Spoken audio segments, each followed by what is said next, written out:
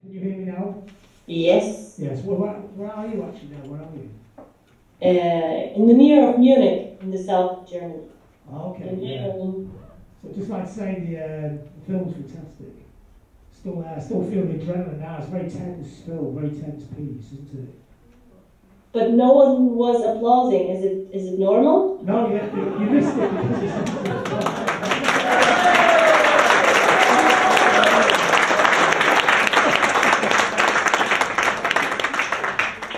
Can you tell us a bit about the background to making the film? In general, or this special? Of course, this special. Yeah, in general, then we'll go to the film. Yeah. Well, this was my graduation film at the film school in Munich. I studied for quite a long time. I started quite young, and I never wanted to be, quickly finished with the film school, and I tried a lot of things. Actually, I started with documentary film directing. This is where I started, and after a few years, I found out that I really love a lot the work with the actors, and I shot also commercials. And I decided that I really want to go the big step towards about the big cinema screen, and therefore, of course, fictional movie as a graduation film was a must. So I was planning. I was writing another story, which is also historical. It's based on my family story, and it is set in '68, and it's quite a long and big story. And while I was writing, and also having all these discussions with the producers, it was pretty clear that I will never manage to put together all the money for a huge 90 or 100 minute film, and I need to shoot something shorter, and also to prove that I can handle historic burden and all this. And this is where the very first idea of Silent River began, and yes, this is where it started. Because you're from Romania originally, you're born there, aren't you? Exactly. I was born in Romania and I grew up there. I was 11 when I came with my parents to Germany. We never tried to escape, even though during the black years of communism, I say that I grew up in the so-called darkest period of the Ceausescu regime. But we never had a trial to flee. Even though my father, the '68 story is about my father who had the chance of his life to stay in the West in '68, but he didn't. This will be the next movie. But around me were a lot of stories of people who tried to escape, who managed to escape, and also, of course, unfortunately, a lot of people failed to escape. So I kind of grew up. I went to the German elementary school, even though I was not German. It's quite usual in the west of Romania that there was a huge minority of Germans of this so-called swap. So my mother wanted me to go to the German school because she said we never know, and I mean we all knew that maybe someday.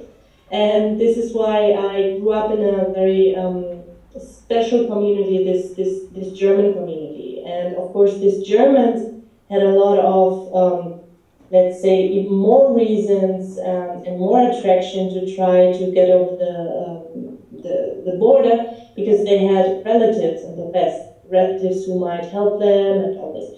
So every year after school, the class was a little bit smaller because parents tried to escape with their kids, and a lot of discussions went on in the breaks, in the big break, while we were eating our sandwiches. Well, what happened to those kids? Have they been bought? Because also West Germany did buy Germans from East Germany and also from Romania. Did they try to flee? Did they manage? And so on. So this story, is it like a composite of several different stories that you heard when you were growing up?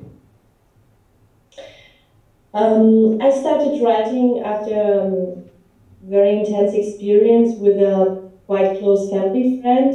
He tried to escape in '87 exactly by swimming over the Danube. He lives, by the way, a few houses from here, and his daughter-in-law was singing the last song, by the way, the song over the credits. And he told me this story more because he knew that I was planning a holiday at the Danube area, which is, by the way, very, very beautiful.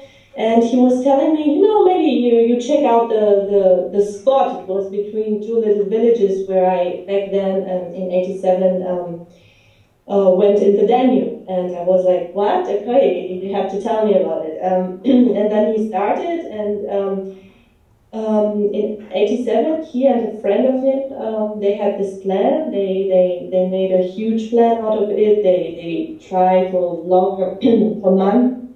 They went on trying to figure out which date could be the best, and they came up. It must be this date, this special date of this celebration. It is a religious celebration, because they knew that the soldiers usually go to the village and celebrate with the villagers. Well, in reality, it wasn't that easy. They had this date, but especially in this religious day, a lot of soldiers were there. They couldn't, so they had to stop. And a week later, they managed. And what I will never forget, this was really maybe, let's say, the image that was always in my mind.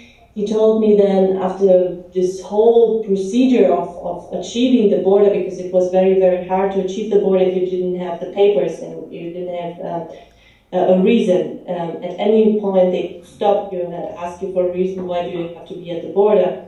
And normal people from outside the border zone were not allowed to get there. So after this whole procedure, they arrived at Danube, they got off the car, they took off their clothes. There was no light at all. And he told me he went into this water, he had the impression it's ink. And he was swimming through ink. And for me, as a film student, of course, this was a very, very filmic image in my mind, and I started writing from this. How is it to swim ink? How is it to not see your fingers in your body? So why did you put the portrayal in the film? Was that just like a dramatic device, or was it just was it something that kind of went on quite a lot at the time of people trying to get out of the country? Well, his story, the original story I started from, was a story about success, which was, of course, for him super. But first of all, I was thinking, okay, where's the female character in all of this? So I decided to write a female character, and also, like you guessed it quite right, there was another triangle story between two men and a woman, but not over the Danube, over the land fleeing, that also inspired me. So I took this element and put it inside. A lot of stories went good, but much more of these stories went unfortunately bad and had a very bad turning. And I decided, to go for a half of a failure. So making this film, the other film you talk about, the one about 1968, did they kind of help you come to terms with the situation, say, growing up in Romania and now living in Germany? Is it sort of like feeding back to you as well? Yes, it is, and one of the sentences that I really stick to is you have no chance to understand your future or the reality now if you don't understand your past. This was really something I mean, you can read sentences like this and they sound maybe very intelligent, but you have really to dig into them and to really understand that the more you understand about your past and where your parents are coming from, the better you understand maybe who you are. This is one thing. And the other thing which, maybe this leads to to somewhere else. But what makes me really sad is during all my research also for 68 was very full of hope time in Romania, and in comparison with the black and very depressive 80s. But people in 68, for example, really had the impression that things could change, and they really thought, a lot of people, especially my father, for example, he was 18 back then, but he was really pretty sure he's living in the good part of the world, in the one who is, you know, more social, and where social values and equal values do count. And I grew up then with a father who thought that he did, first of all, the biggest mistake in his life, but not staying in 68, and also my whole childhood was surrounded by parents who really wanted to get out of this country.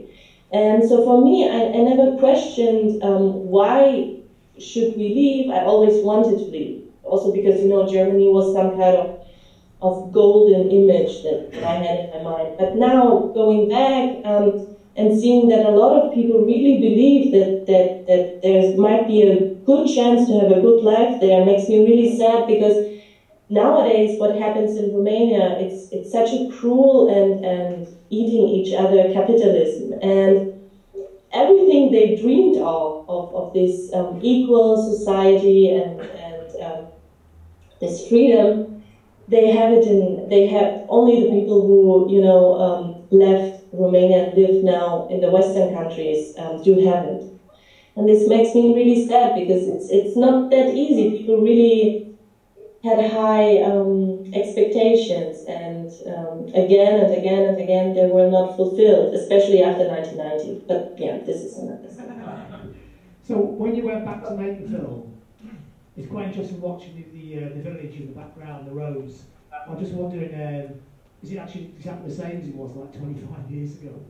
Or has it changed? Has it changed a lot?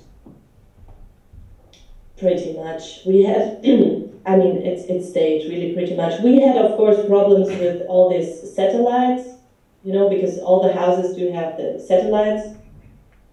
And what we also have is, in the interior, they have new windows. They have these thermopane windows. But this is kind of it.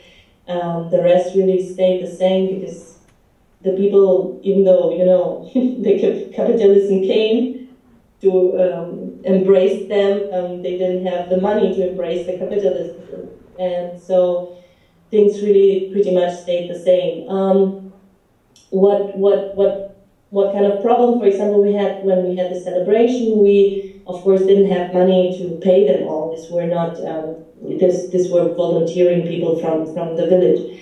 And we asked them to come, to come as they would come to a celebration. We made really a terrific mistake, and they all came in the best jeans and, you know, leather trousers and all this, and we were like, oh no, we meant, you know, all these old clothes, you know, and they were like, why? They're so not up to date. We will never come to a celebration like this.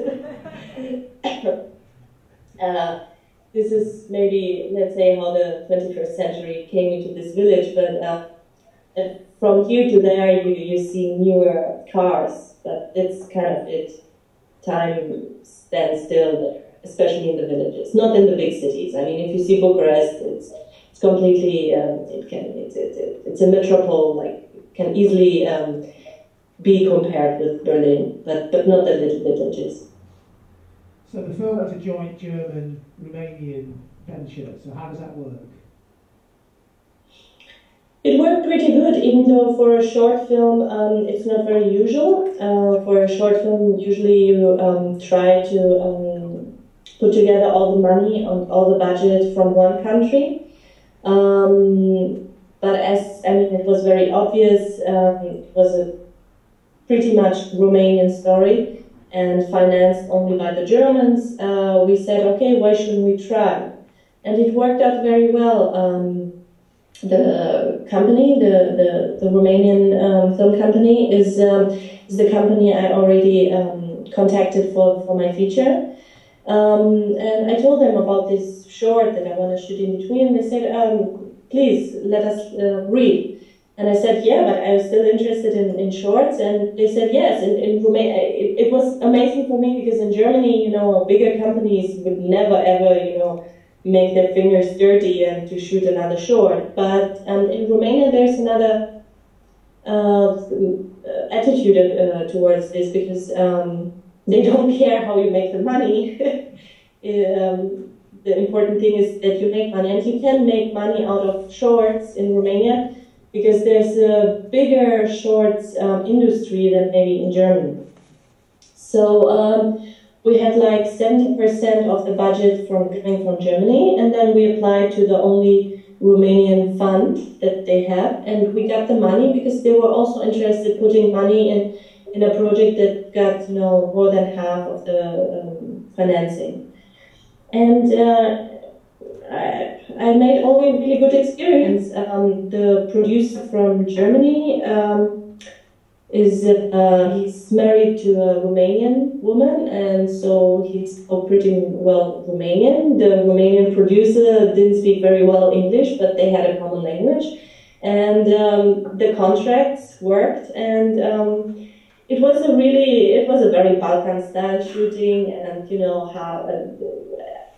half a day before we were shooting in this with this pig house, you know, with this dead porks. We didn't know if we will have some porks and we get this pig meat. In Germany, everything was set up, you know, 2 weeks before, but yeah, it worked. And what was your reaction in Romania to the film? It's very interesting. I was shown the film, I guess, on around 4 or 5 short film festivals, not only short film festivals. And the audience is very young. I mean, they were born in the 80s, or let's say in the end of the 70s. So they have a picture of this communist, but much more they are, you know, kind of fed up of their parents' stories, and they don't want to go through this again and again. And it happened not once or twice, but really more, that younger people stood up and kind of, you know, were very thankful. Because they said they for the first time had really the impression they could put the hand on the history, you know, not always hearing it, but smelling it, and they could smell the danger, and they said they go home and have a much better understanding of the time. And you know, some said this should be a film that should be shown in the schools and stuff like this. The older Romanians,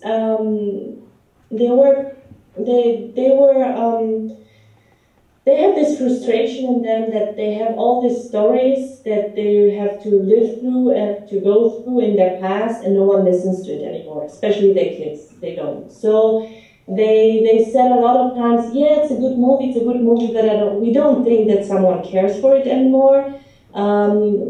Yeah, we don't think that, and they ask me, what about the Germans? Do they understand it? I mean, do they care about it? What about the Western people? And I say, yes, you know, they're interested, and yeah, really, do they really care? Come on, no one cares about these stories anymore. What was the total budget for the film?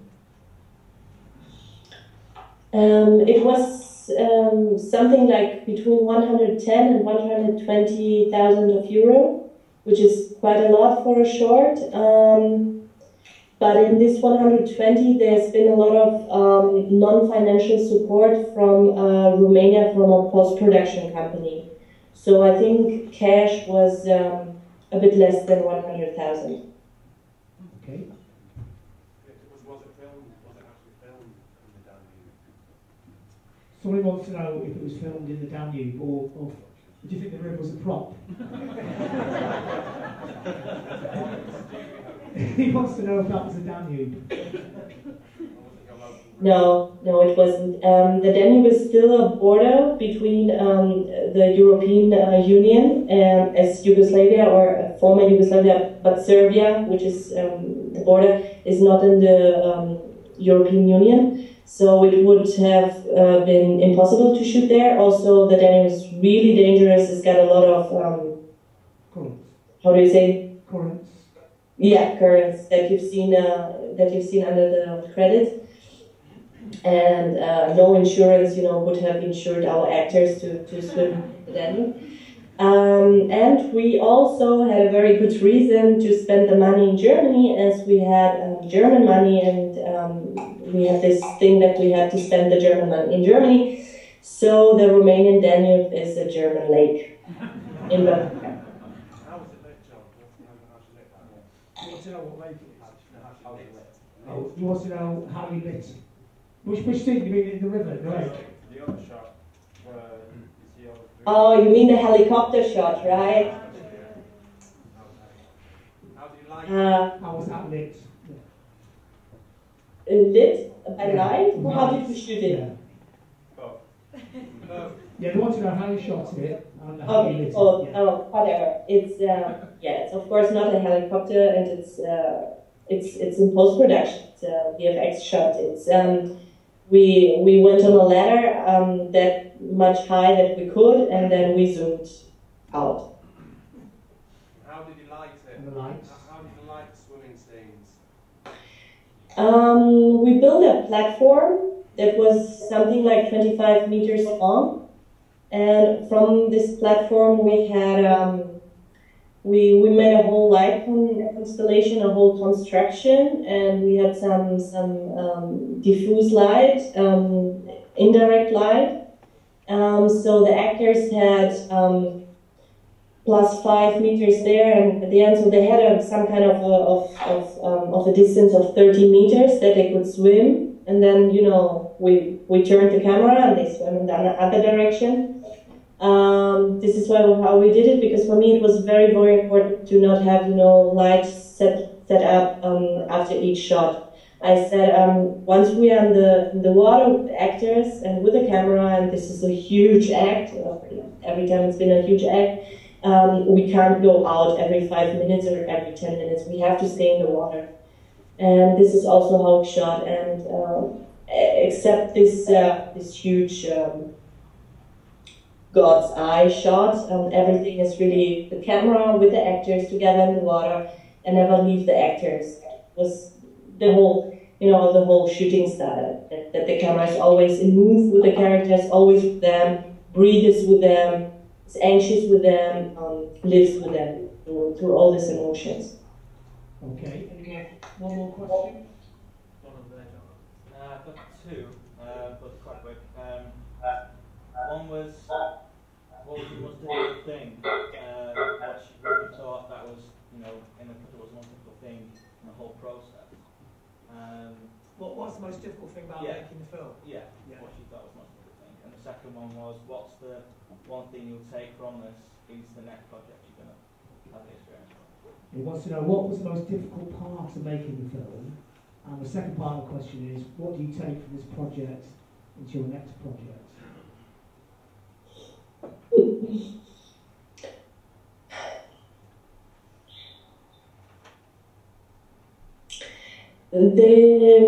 Even though the budget might have sounded quite big, it wasn't. It was really tight, and for example, we didn't have.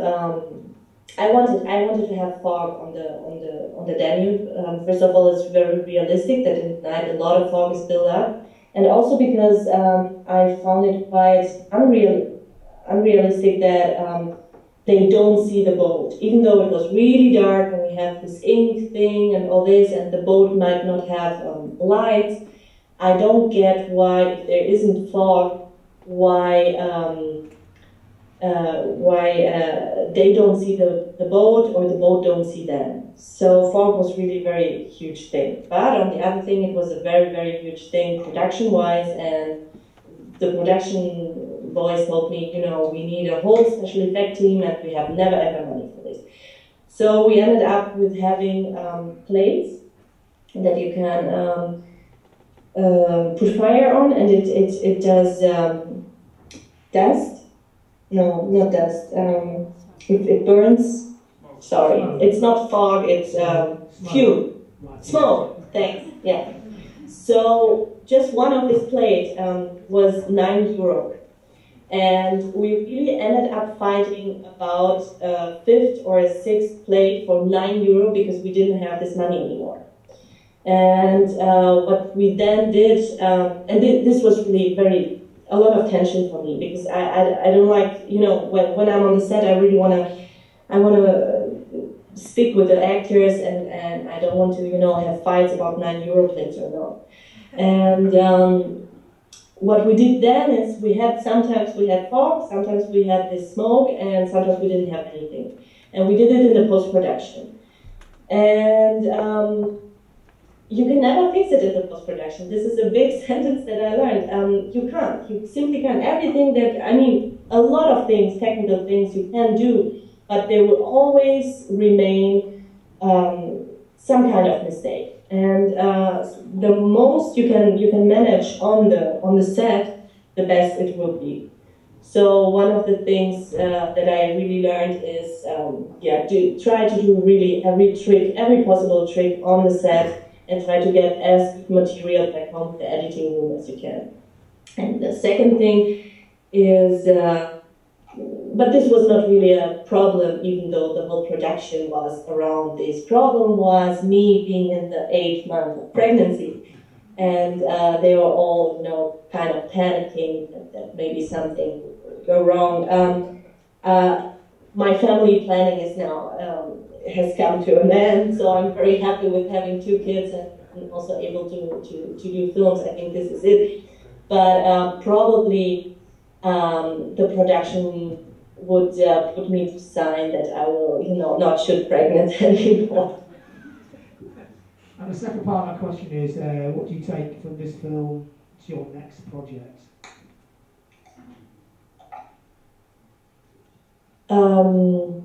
Accept this, shoot as perfect as you can.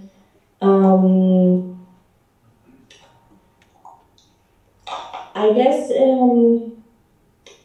don't know, it might sound odd, but it helped me a lot, making me a bit more secure towards my style of working with the actors and my directing style. I always felt in me that I would love to give them as much freedom as I can, but of course the production wants to have as much safety as they can. And to balance these two things was for me in the beginning of the shooting a bit, it was a bit risky because like I said, I wanted improvisation even in the water, and the production was like, improvisation in the water? Are you crazy? I mean, it's water. They can get drunk. And I was no, but please let's try to not stop them. Let's try to shoot maybe even 5 minutes and then stop them, or 3 minutes. And this was something that worked completely out for me and for the film.